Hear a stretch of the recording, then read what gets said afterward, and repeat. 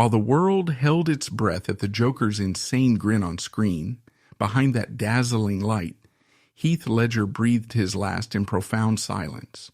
No applause, no flashing lights, just an empty apartment in Manhattan, a 28-year-old father with a shattered nervous system, and 6 bottles of legally prescribed medication lying lifeless on his bedside table. The world speculated that the Joker's madness had driven him to his death, transforming him into a demon craving death. But the truth about this legend's final hours is a cruel paradox. He did not commit suicide to sacrifice himself for art. Heath Ledger lost his life simply because he was too desperate to find a normal sleep. In the late 1990s, the Hollywood film industry heavily prioritized profitable teen comedies, often casting young actors for their commercial and visual appeal rather than their acting range. It was during this period that Heath Ledger relocated from Perth, Western Australia, to Los Angeles to pursue a serious acting career. However, the industry quickly categorized him based on his physical appearance. In 1999, he was cast as the male lead in 10 Things I Hate About You, a modern adaptation of Shakespeare's The Taming of the Shrew. The film's massive commercial success instantly established Ledger as a global teen idol. While studio executives capitalized on his highly marketable image, Ledger felt constrained by this sudden, intense level of fame. The teen idol label directly conflicted with his desire to be recognized for his acting abilities. He experienced an immediate loss of anonymity and privacy, finding himself commodified by a public and an industry that valued his physical appearance over his professional capabilities and artistic ambitions. He reportedly suffered intense anxiety during red carpet events, feeling physically repulsed by the screaming crowds and flashing bulbs. In his mind, he had not yet done the grueling transformative work required to earn such adulation. The studio system, however, saw only a bankable asset, routinely sending him scripts that merely required him to flash his trademark smile. He was acutely, painfully aware of the expiration date attached to a pretty face in Hollywood. The industry is littered with the ghosts of former heartthrobs who aged out of their demographic and were discarded when the next generation of beautiful youth arrived. Heath harbored a desperate, burning desire to be recognized for his substance, his depth, and his artistic integrity. He did not want to be a product, he wanted to be an artist. He despised the promotional tours, the repetitive, vacuous interviews asking about his favorite color or his ideal date, and the constant pressure to smile and perform the role of the grateful, compliant star. He felt that the Hollywood machinery was attempting to flatten his soul, to iron out his complexities, and present him as a safe, easily digestible commodity. This internal conflict, the massive unearned power of his global celebrity clashing violently with his desperate need for artistic legitimacy, created a profound psychological dissonance. The pressure of this unwanted crown began to alter him. In Australia, the culture is famously governed by tall poppy syndrome, a societal tendency to cut down those who rise above the rest, demanding humility and egalitarianism. Heath was raised in this culture, taught to avoid arrogance and to let his work speak for itself. Suddenly, he was thrust into an American celebrity ecosystem that demanded relentless self-promotion, narcissism, and a total surrender of privacy. He felt like an imposter, fraudulent in his own success because he felt he hadn't truly earned it through the heavy, dramatic lifting he revered in actors like Gene Kelly, Judy Garland, or his contemporaries like Daniel Day-Lewis. He was being handed the keys to the kingdom, but he felt the castle was made of cardboard, this intense, almost allergic aversion to the superficiality of his early fame ignited a fierce rebellion within him. If Hollywood was going to try and build a lucrative, safe career for him as the romantic lead in a string of forgettable comedies, he was going to systematically dismantle their plans. He began to flatly, aggressively reject the highly paid, easy roles that studio executives thrust upon him. He fired agents who tried to push him towards commercial safety. He chose to deliberately sabotage his own commercial viability in pursuit of authentic art. He sought out the broken, the marginalized, the complex, and the ugly. He wanted roles that required him to hide his face, to alter his voice, to suffer on screen, so that the audience would forget the boy from 10 Things I Hate About You and see only the character. Film historians note that this period marked a conscious, almost violent deconstruction of his own cinematic identity. He purposefully buried his leading man looks under greasy hair, prosthetic scars, and slurred speech in independent features. He was actively testing the limits of his empathy, forcing himself to understand the mechanics of human suffering rather than just pretending. This metamorphosis was not merely a career strategy, it was a matter of spiritual survival for him as an artist, but it was a path that required him to mine the darkest, most exhausting corners of human psychology, a process that is never without severe collateral damage. He was transitioning from a world where he was asked merely to stand in front of a camera and look handsome, to a world where he was demanding of himself that he tear his own psyche apart to build someone else from the pieces. He was setting out to prove to the world, and more importantly to himself, that he was not just a passing phase, not just a poster to be taken down when the edges curled.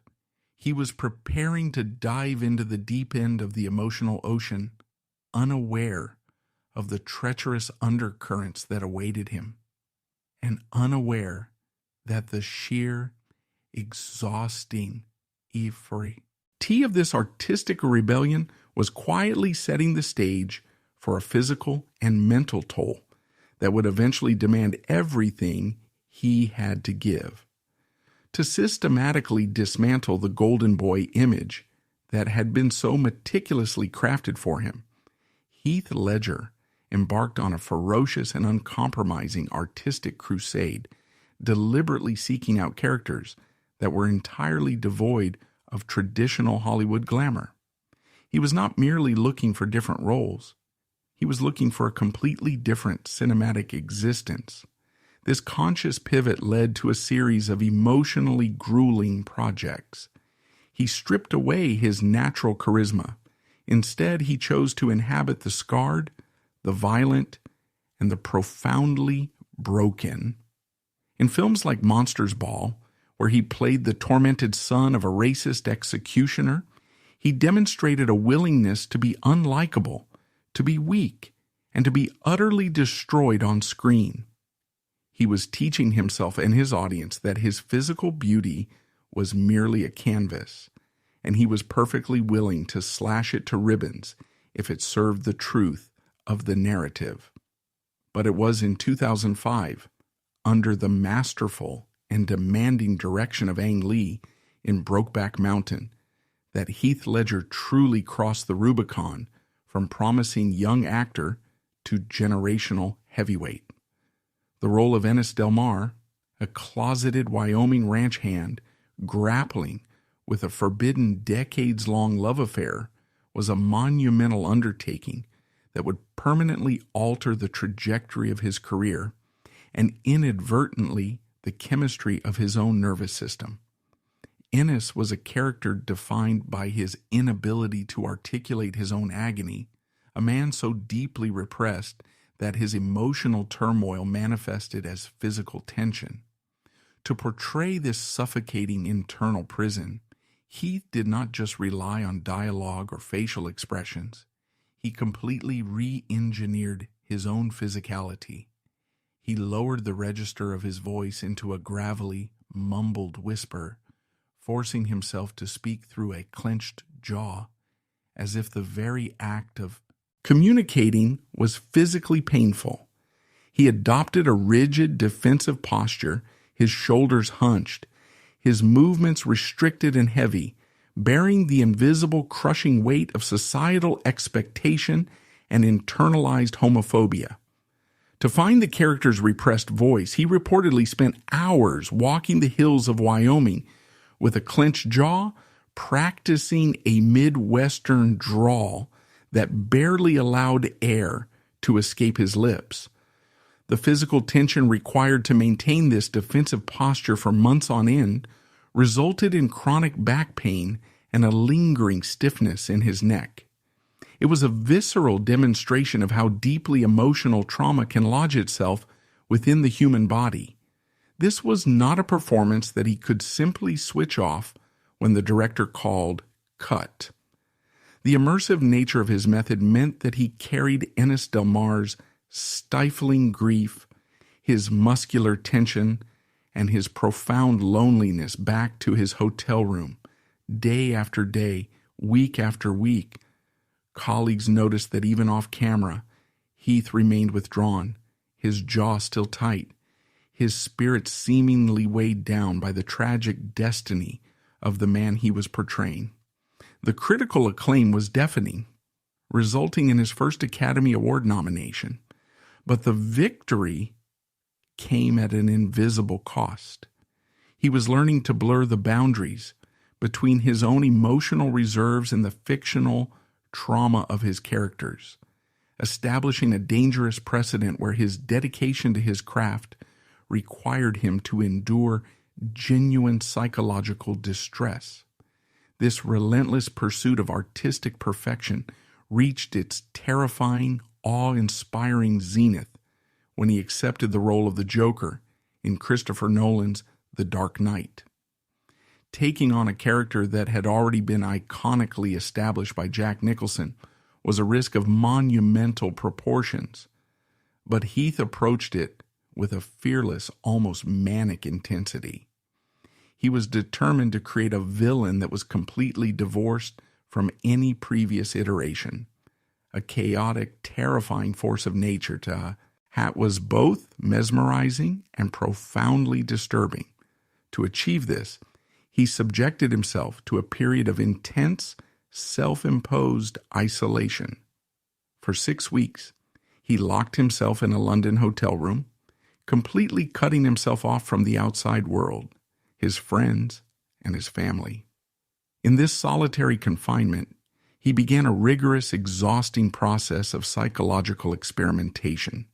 He kept a now infamous Joker diary, a chaotic scrapbook filled with disturbing images, erratic scribbles, clippings from comic books, and pictures of hyenas and the character Alex DeLarge from A Clockwork Orange.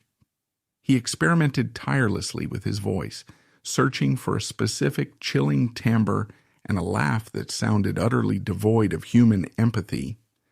He worked on his posture, developing a strange, predatory slouch, and he constantly licked his lips, an uncomfortable tic that he developed to deal with the prosthetic scars applied to his face, but which he brilliantly incorporated into the character's nervous, erratic energy. Makeup artists noted that he actively participated in the creation of the character's grotesque visage, often applying the smeared white grease paint himself with frantic, uneven strokes. He insisted that the prosthetic scars pull uncomfortably at his mouth, ensuring that a low-level physical irritation was always present during filming. This constant discomfort acted as an anchor, keeping his nervous system suspended in a state of perpetual agitation. The physical and emotional exertion required to sustain this level of manic psychopathic energy for hours on end was staggering. The media, in the wake of his eventual passing, would lazily and sensationally claim that the darkness of the Joker had driven him mad or pushed him to suicide. However, those who were on set, including director Christopher Nolan and co-star Christian Bale, have consistently and vehemently debunked this myth. Heath was not depressed by the Joker. He was creatively exhilarated by the process. He would skate around the set in full makeup, laughing and joking with the crew between takes. The true danger of the Joker was not a psychological infection of evil, but rather the sheer, unprecedented toll it took on his central nervous system. He had revved his mind's engine into the red zone, sustaining a level of hyperarousal and creative mania that left his body utterly depleted. He was running on pure adrenaline, pushing his physical limits to achieve a level of cinematic immortality, completely unaware that his internal battery was rapidly draining to a critical, unsustainable level. The overwhelming intensity of his professional life was happening concurrently with the profound fracturing of his personal sanctuary, creating a perfect, devastating storm that would completely unravel his ability to find peace. For a few brief, beautiful years, Heath had found a haven away from the toxic glare of Hollywood in a quiet neighborhood in Brooklyn, New York. He had fallen deeply in love with actress Michelle Williams, whom he had met on the set of Brokeback Mountain. Their relationship blossomed rapidly, and the birth of their daughter, Matilda, in October 2005, anchored Heath in a way he had never experienced before. He was a fiercely devoted, adoring father. Those who knew him during this period spoke of a man completely transformed by fatherhood, a man who found infinitely more joy in pushing a stroller down a leafy Brooklyn street, wearing a beanie and an oversized jacket, than he ever did walking a red carpet. Brooklyn offered them an illusion of normalcy, a place where they could go to the local coffee shop, browse in bookstores, and exist as a family rather than as commodities. Neighbors frequently observed him skateboarding to the local grocery store or sitting quietly in a corner of a cafe, blending seamlessly into the urban fabric. For a man whose nervous system was constantly assaulted by the demands of his profession, this mundane domesticity was profoundly medicinal. It provided an essential counterbalance, a quiet space where the actor could dissolve and only the father remained. But the paparazzi, relentless and parasitic, eventually discovered their enclave. The aggressive intrusion of photographers into his private life, the constant flashing of cameras in his daughter's face, deeply enraged and distressed Heath. He felt a primal need to protect his family, but the machinery of his own massive fame made it impossible. The stress of this constant surveillance, combined with the grueling demands of their respective acting careers, began to create insurmountable fissures in his relationship with Michelle. In September 2007, the idyllic Brooklyn dream shattered completely. The couple announced their separation, a deeply painful, agonizing decision that left Heath emotionally devastated. The dissolution of his family unit was the catalyst for a rapid downward spiral. He was forced to move out of the warm, familial home in Brooklyn and relocated to a sprawling, fiercely expensive, but ultimately empty apartment in the trendy neighborhood of Soho in Manhattan. The sudden shift from a bustling household filled with the laughter of his daughter to the deafening silence of a bachelor pad was a shock to his system that he could not process. The pain of not waking up down the hall from Matilda, of not being able to make her breakfast or read her a bedtime story, was a physical ache that tormented him daily. He was a deeply affectionate man who suddenly found himself isolated in a city of millions, his days dictated by shooting schedules and his nights consumed by a profound, echoing loneliness. The apartment in Soho, rather than being a luxurious retreat, became a luxurious prison where his thoughts were left to echo off the walls. He threw himself even harder into his work, using his characters as a shield against his own personal agony. Immediately after wrapping the exhausting shoot of The Dark Knight, he jumped straight into filming Todd Haynes' unconventional Bob Dylan biopic, I'm Not There, and then immediately traveled to a freezing, perpetually damp London to begin work on Terry Gilliam's fantastical and visually demanding film, The Imaginarium of Dr. Parnassus. He was running from his grief, refusing to stop and process the loss of his family, believing that perpetual motion would keep the darkness at bay. But the human body is not a machine, and Heath's biology eventually staged a terrifying, undeniable revolt.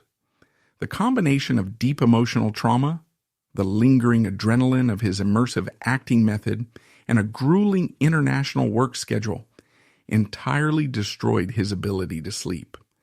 Insomnia, a cruel and insidious affliction, wrapped its hands around him and refused to let go. Sleep deprivation is not merely a state of being tired. It is a form of physiological torture that slowly dismantles cognitive function, emotional regulation, and physical immunity. While filming in London in the bitter cold of late 2007, pushing himself through 12 to 14-hour days on set, he contracted a severe respiratory infection, oscillating between bronchitis and pneumonia. Yet driven by an unyielding work ethic and a refusal to let down the cast and crew, he refused to take time off to heal. He coughed relentlessly, his voice grew hoarse, and his physical frame, normally robust and athletic, became gaunt and fragile. The true extent of his internal hell was laid bare in a remarkably candid and heartbreaking interview he gave to the New York Times in November 2007, just months before his death. Sitting in an upscale London hotel, looking exhausted and jittery, he confessed the terrifying reality of his nights. He admitted, "Last week I probably slept an average of 2 hours a night. I couldn't stop thinking. My body was exhausted and my mind was still going." He recounted a specific instance of taking an Ambien, a powerful prescription sleep aid, only to find that it offered no relief. Out of pure desperation, he took another, which finally forced him into a brief artificial stupor, only for him to jolt awake an hour later, his brain racing with manic energy, his thoughts a chaotic whirlwind of anxieties, creative ideas, and profound sadness. He was trapped in a terrifying paradox. He was more physically and emotionally exhausted than he had ever been in his entire life, yet his central nervous system was locked in a state of hyperarousal, completely incapable of shutting down. Sleep specialists often describe this specific type of insomnia as a state of tired and wired, where the brain perceives extreme exhaustion as a threat and responds by pumping cortisol into the bloodstream. He would reportedly call friends in Australia during their daytime hours, seeking simple conversation to drown out the silence of his New York apartment. His mind had become a hostile environment, an echo chamber of unresolved grief and unyielding creative energy. In a desperate, frantic bid to find the rest his body was screaming for, Heath fell into a medical trap that is tragically common in the high-pressure, highly medicated ecosystem of the entertainment industry. He began to heavily rely on a cocktail of prescription medications. He began to cross-medicate, mixing powerful prescription sleep aids with anti-anxiety medications to quiet the racing thoughts and painkillers to soothe the physical aches of his lingering pneumonia and the muscular tension of his performances. He was attempting to chemically engineer a state of rest that his traumatized brain would no longer provide naturally. This self-medication is a terrifying tightrope walk, creating an illusion of control while simultaneously building a dangerous pharmacological tolerance. The pills that worked on Monday no longer worked on Thursday, leading to an escalation of dosages and a perilous mixing of chemical families. The boundary between seeking relief and inviting disaster became terrifyingly thin. As the calendar turned from 2007 to 2008, Heath Ledger returned to his apartment in New York City, a man physically hollowed out, carrying the grief of a broken home, the immense pressure of his impending cinematic triumphs, and a plastic bag full of prescription bottles. He was entirely alone, battling an invisible internal war against his own wakefulness, unwittingly setting the stage for a quiet, accidental tragedy that would soon shatter the world and forever alter the legacy of a brilliant, fragile star. In the winter of 2007, Heath Ledger was quietly descending into an invisible abyss. Chronic sleep deprivation is not simply a state of being overly tired. It is a systemic dismantling of the human organism. When the brain is denied its fundamental biological right to power down, to process the day, and to heal the microscopic tears in the nervous system, it begins to turn upon itself. For Heath, the setting of the sun didn't bring the promise of rest. It brought the terrifying realization that he was about to face another white night, a vast stretching expanse of silent hours where he would be left entirely alone with the deafening roar of his own racing mind. The luxury of his sprawling loft-style apartment on Broome Street in the heart of Soho became a cruel mockery of his internal state. With its high ceilings, expansive windows, and impeccable furnishings, it was the ultimate symbol of Hollywood success, a fortress of wealth and status. Yet, at 3 o'clock in the morning, whilst the rest of Manhattan slumbered beneath a blanket of bitter January frost, that apartment transformed into a solitary confinement cell. He would pace the hardwood floors, the glow of the city street lights, casting long, distorted shadows against the walls, his body aching with a profound, bone-deep exhaustion, whilst his brain fired with the manic, unstoppable velocity of a high-speed train without brakes.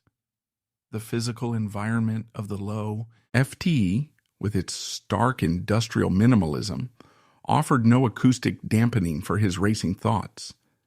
Unlike the warm, cluttered Brooklyn home he had shared with his daughter, this space felt transient and impersonal. It was an environment built for a bachelor at the height of his fame, not a grieving father desperately seeking sanctuary.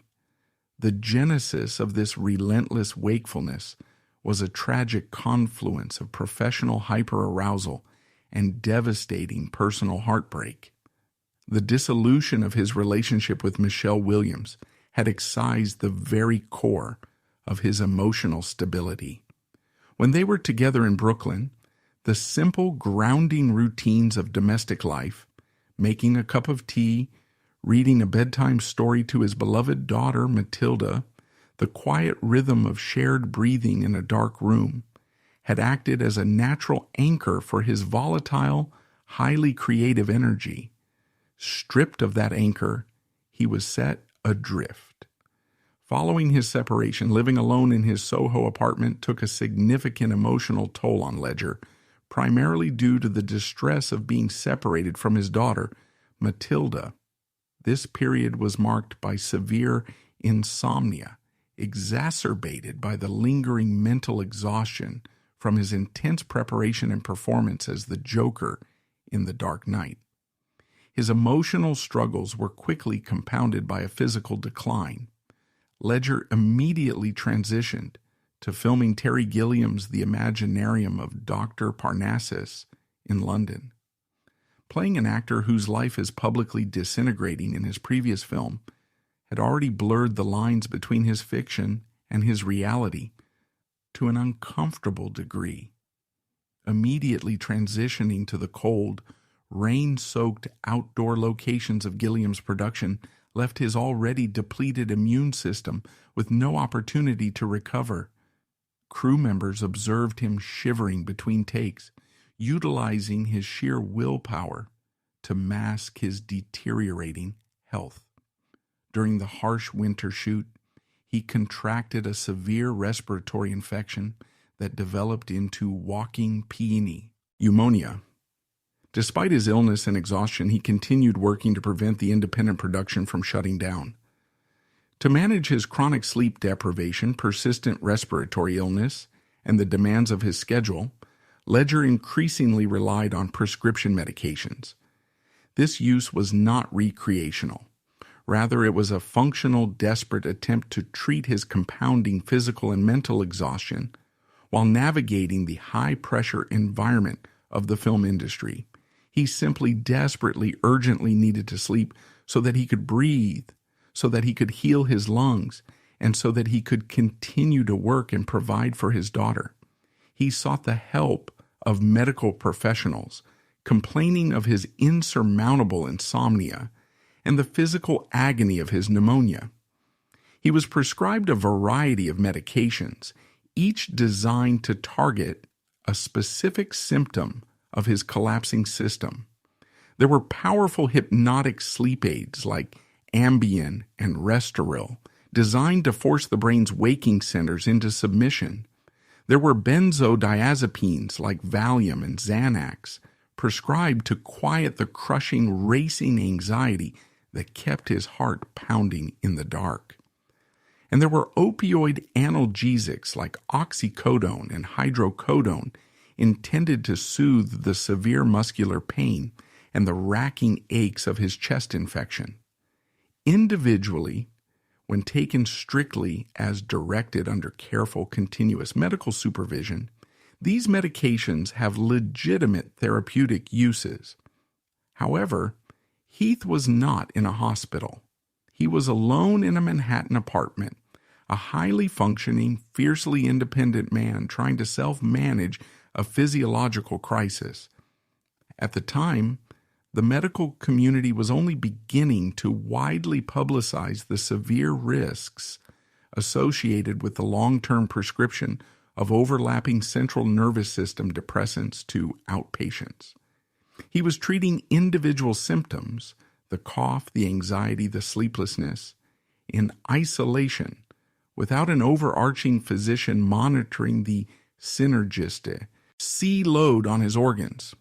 This fragmented approach to health care left the responsibility of dosage and timing entirely in the hands of an exhausted, cognitively impaired patient.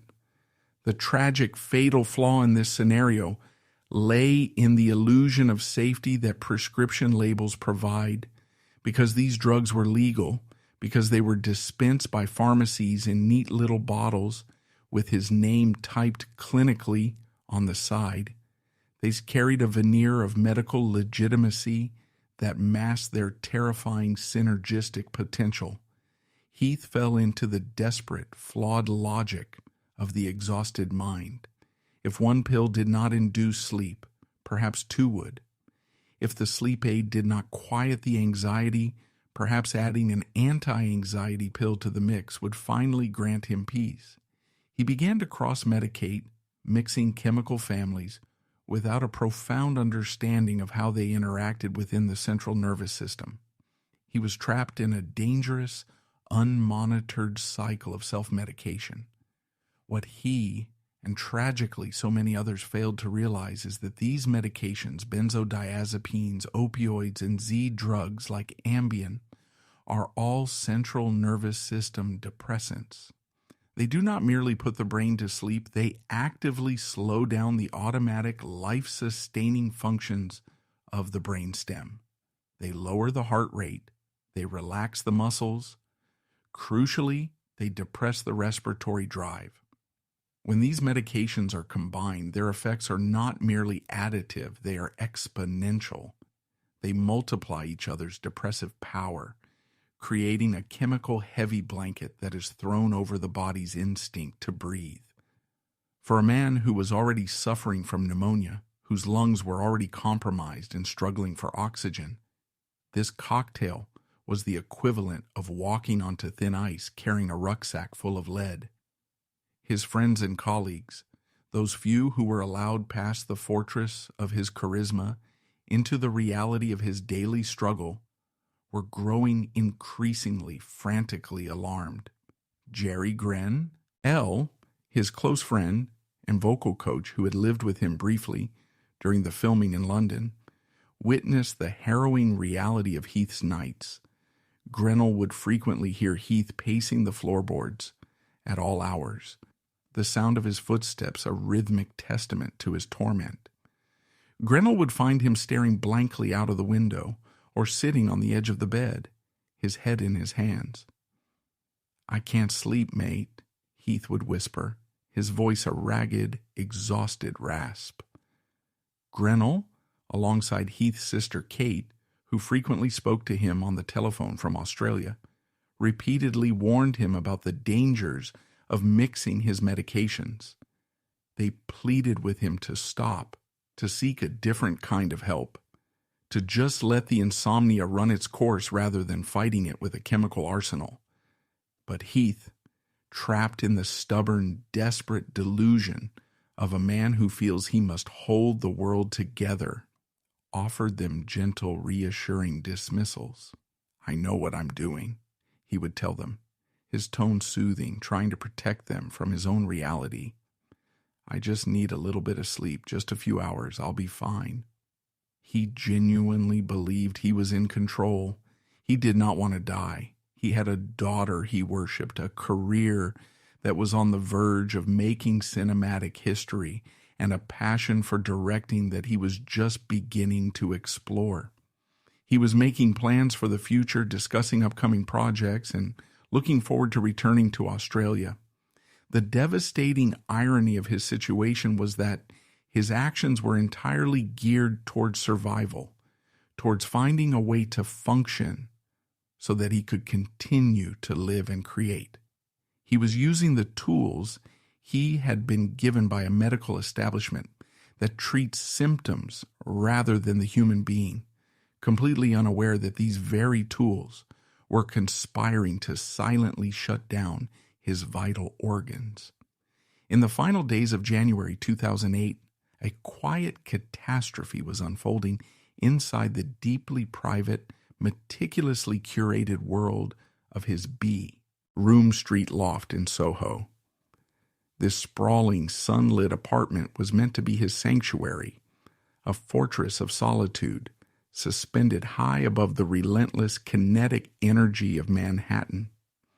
Yet, as he returned from the punishing, freezing film sets of London, the apartment felt less like a refuge and more like a vast echoing chamber that merely amplified the turbulent frequencies of his own mind.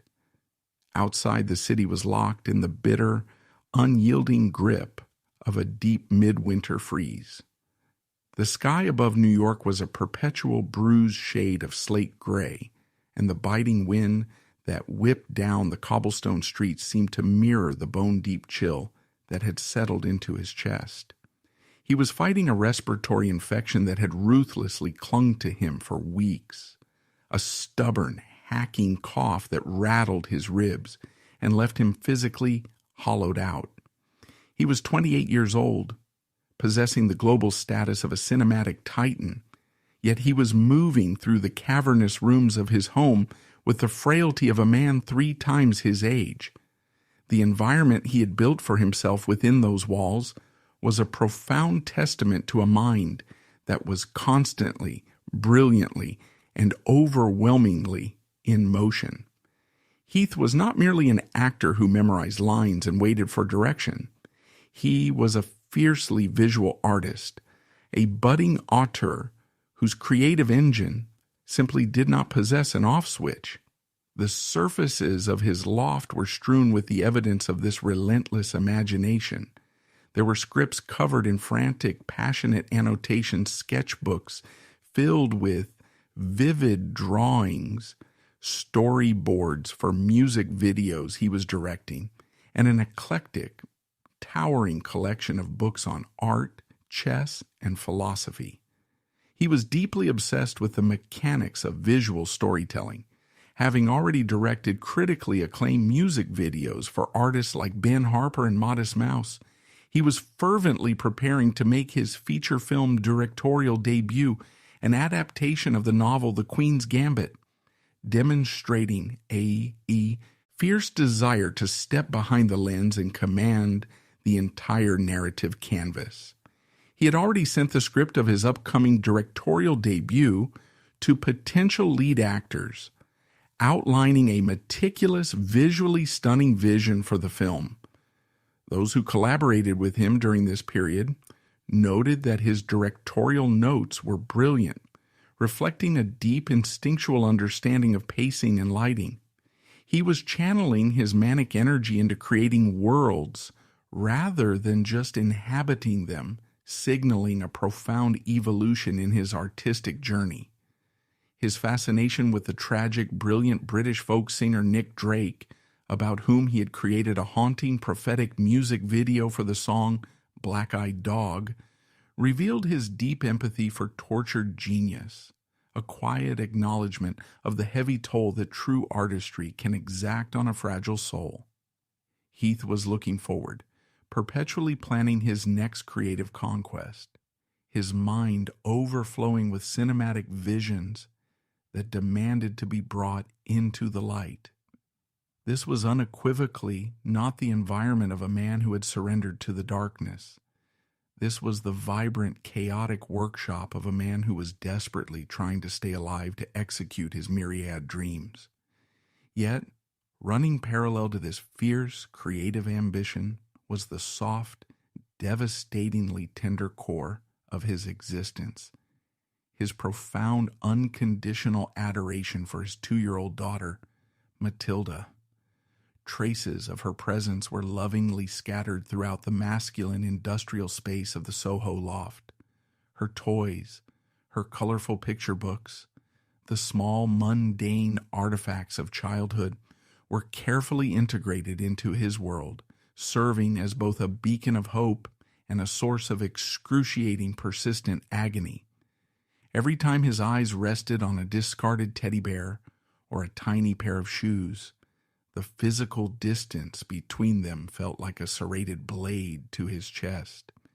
He had painstakingly arranged his life, his apartment, and his schedule to accommodate her visits, desperately trying to construct a semblance of stability and normalcy amidst the chaotic, transient nature of his profession. He wanted, more than anything else in the world, to be the steady, loving, present father she deserved.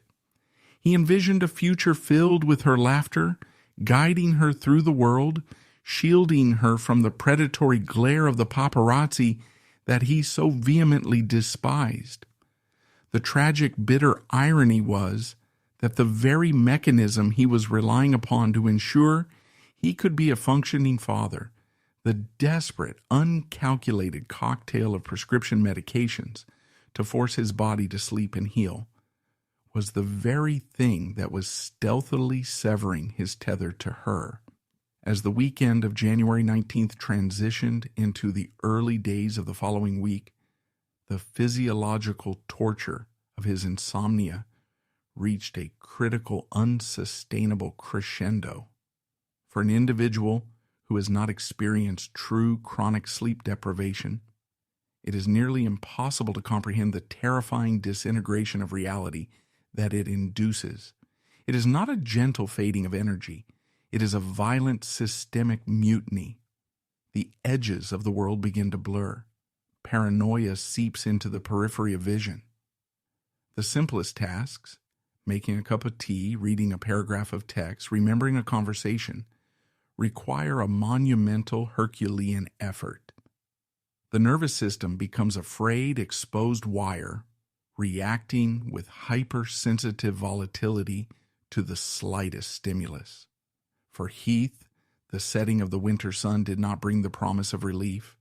It heralded the terrifying onset of another white night.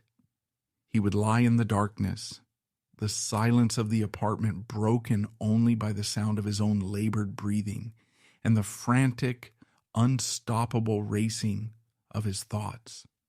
The characters he had played, the directorial shots he was planning, the profound aching grief of his fractured family life, they all collided in a chaotic, inescapable whirlwind within his skull.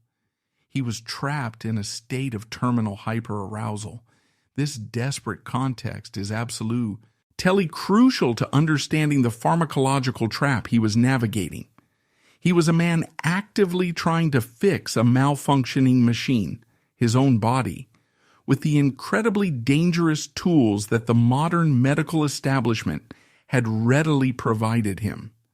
The amber bottles of prescription medication sitting on his bedside table were not instruments of self-destruction in his eyes. They were life rafts. There was the zolpidem to force the brain to sleep, the diazepam to crush the anxiety that kept jolting him awake, the doxylamine to sedate the persistent cough, and the oxycodone to dull the deep muscular aches of a body that had been pushed to the absolute limit on the freezing sets of London. He was attempting to chemically engineer his own rest, unaware of the severe compounding danger these central nervous system depressants posed when taken in tandem. The tragedy lay in the clinical, sterile appearance of these medications, because they were prescribed by doctors and dispensed by pharmacies. They carried a deceptive veneer of safety, masking the terrifying reality that he was unwittingly walking onto a chemical minefield. On the evening of Monday, January 21st, the final poignant threads of his connection to the outside world were woven through the telephone lines. He spoke with his older sister, Heath Ledger, who was half a world away in Australia. Their bond was incredibly tight, forged in the isolated beauty of Perth, and maintained through the chaotic whirlwind of his global fame. Kate, acutely aware of his exhaustion, his lingering illness, and his perilous reliance on sleep aids, voiced her deep, protective concerns. She warned him with the urgent, loving severity that only a sibling can muster about the immense dangers of mixing prescription medications. She pleaded with him to be careful, to stop taking the pills, to just let his body find its own rhythm, no matter how uncomfortable the insomnia might be. Family members have since reflected that he sounded coherent and forward-looking during these final conversations, discussing mundane details like the purchase of new furniture.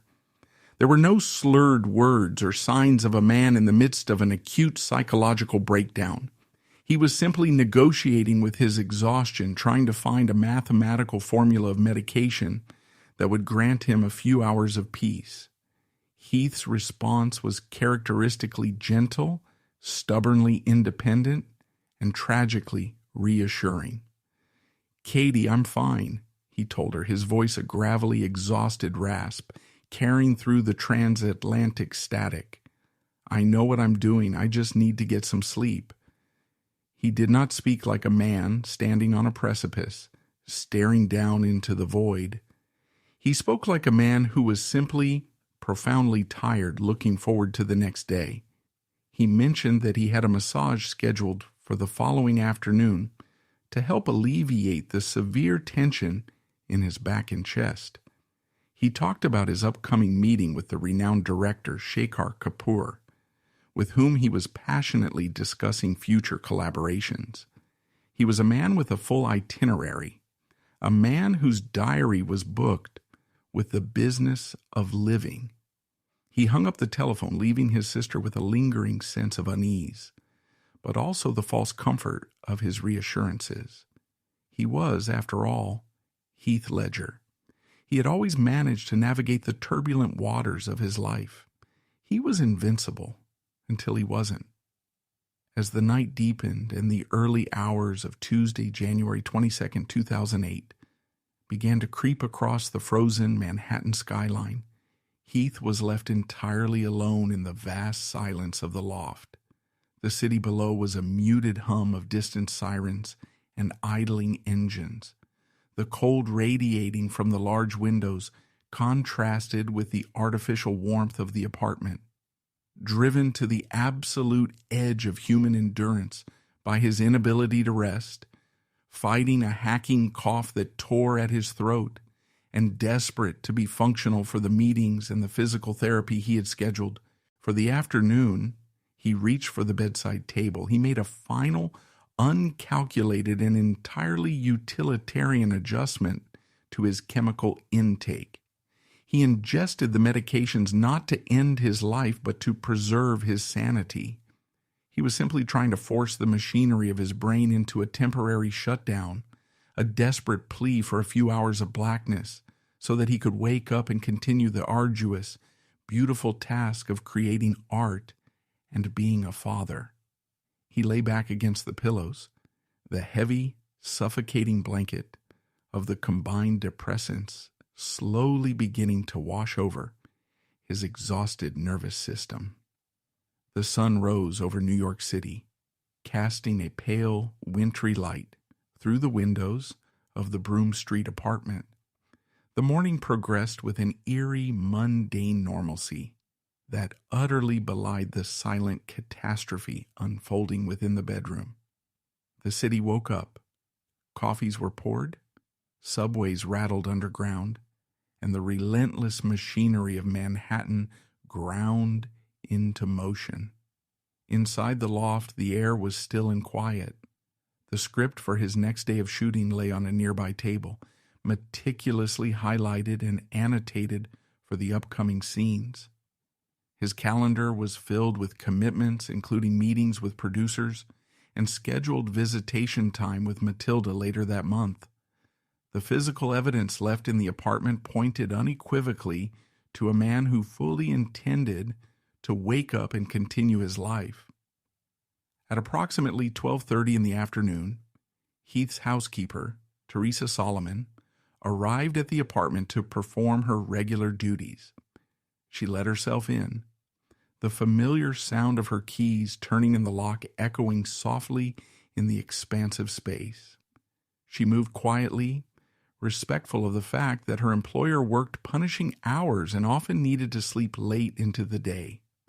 The apartment was tidy, bearing the marks of a man who lived a solitary but organized existence. As she went about her tasks, she entered the master bedroom to change a light bulb in the adjacent bathroom. She said toward the bed. Heath was lying there face down, the sheets pulled up around him. He appeared perfectly peaceful. Crucially, she heard the sound of snoring. To a lay person, the sound of snoring is the universal comforting acoustic signature of deep, restful sleep. To Teresa Solomon, it was a sign that the exhausted actor she cared for was finally getting the rest he had been so desperately seeking. She felt a wave of relief for him. She quietly finished changing the light bulb, careful not to make any sudden noises, and gently retreated from the room, leaving the door slightly ajar. She went back to cleaning the kitchen, the soft hum of the city outside providing a steady background noise to her work. What Teresa Solomon could not possibly have known, what the medical community understands with chilling clarity, is that the heavy, labored snoring she heard was highly likely not the sound of healthy, restorative REM sleep. It was, in all medical probability, the terrifying acoustic manifestation of severe respiratory depression. It was the sound of a central nervous system, overwhelmed by an accidental synergistic cocktail of benzodiazepines and opioids, fighting a losing battle to keep the lungs inflating. The brain stem, numbed by the medications, was sending fewer and fewer signals to the diaphragm. Medically, the labored snoring Solomon heard was highly likely an acoustic sign of severe respiratory depression.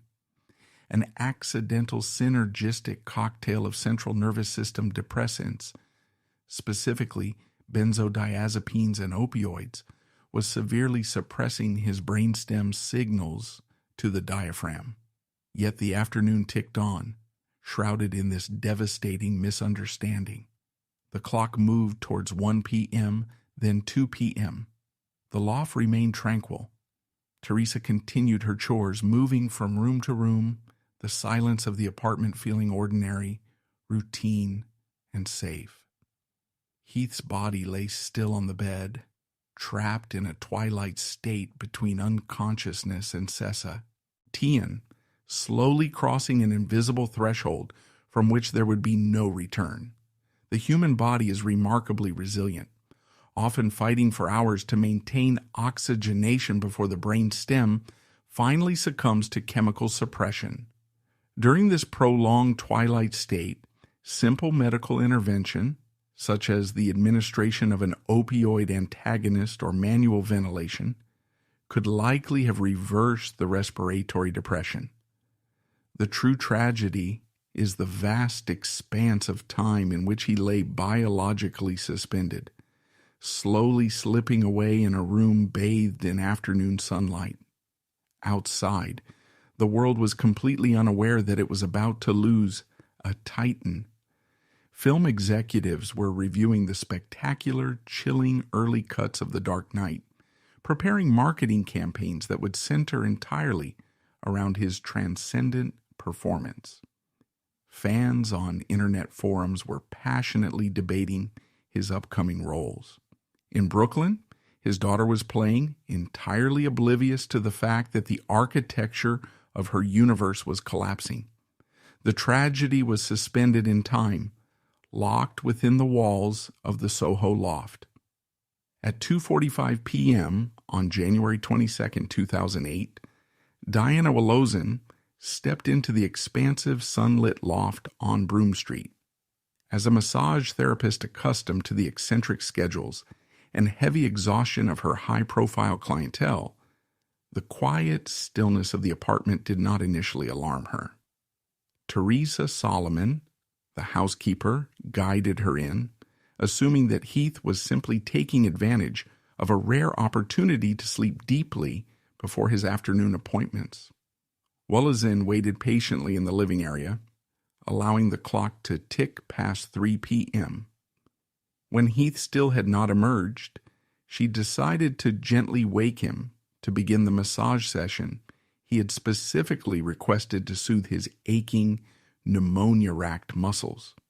She approached the master bedroom, pushed the slightly ajar door open, and walked toward the bed where the 28-year-old actor lay face down, the sheets tangled around his motionless frame. She called his name softly. There was no response.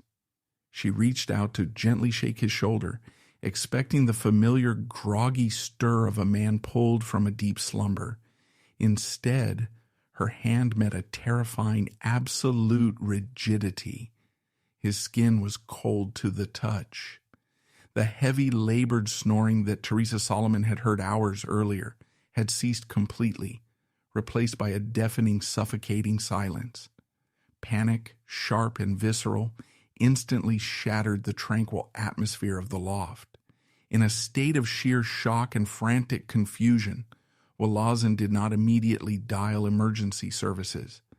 Instead, seeing the name of his close friend, actress Mary-Kate Olsen, on his phone's speed dial, she called her first, desperately seeking guidance in a scenario that defied all logic.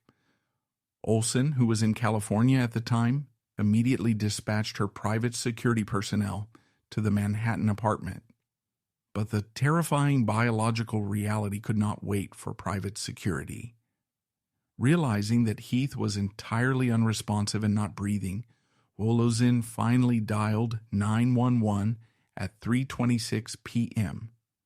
The ensuing moments were a blur of desperate, futile medical intervention that violently stripped away any remaining veneer of Hollywood glamour.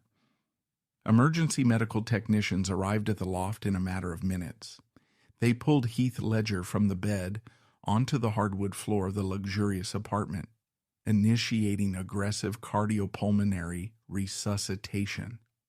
They fought a desperate battle against a biological cascade that had concluded hours ago. A defibrillator was deployed. Chest compressions were administered, but there was no electrical rhythm left to shock back into existence. The central nervous system had been shut down by the lethal synergy of the prescription drugs. The heart had stopped, and the oxygen supply to the brain had been permanently severed. At 3:36 p.m., surrounded by the scattered evidence of his brilliant, chaotic, creative life, the scripts, the sketchbooks, the remnants, of a man who was desperately planning for his future, the paramedics ceased their efforts. Heath Ledger was officially pronounced dead. Within minutes, the news breached the walls of the Soho loft. The tabloid machinery immediately began to manufacture a sensationalist Gothic narrative, claiming that the psychological toll of playing the Joker had driven him to madness and suicide. It was a neat, profitable storyline that completely ignored the mundane, tragic medical reality. On February 6, 2008, the official toxicology report was released, finally silencing the grotesque myths manufactured by the tabloids. The scientific conclusion was unequivocal. It detailed an accidental overdose driven by a lethal, unmonitored cocktail of legally prescribed painkillers, anti-anxiety medications, and sleep aids. There was no dramatic suicide note left behind. There was no psychological descent into the madness of a comic book villain. Instead, the medical evidence pointed to a much more human reality. He was simply a severely exhausted, grieving father battling a persistent case of pneumonia. In a desperate bid to function, he made a fatal miscalculation, trying to force his traumatized nervous system to finally find rest. More than a year later, the cinematic world stood in heartbroken reverence at the 81st Academy Awards. When his name was announced for Best Supporting Actor, the standing ovation was not merely for a cinematic performance, but for the profound loss of a generational talent. His family walked onto the stage to accept the award on behalf of his young daughter, Matilda, securing his artistic legacy for her future. Heath Ledger is remembered not for the quiet, accidental tragedy of his final afternoon in Manhattan. Rather, he endures through his uncompromising dedication to his craft. He leaves behind a profound body of work, representing a brilliant, restless, artistic spirit permanently halted at the age of 28.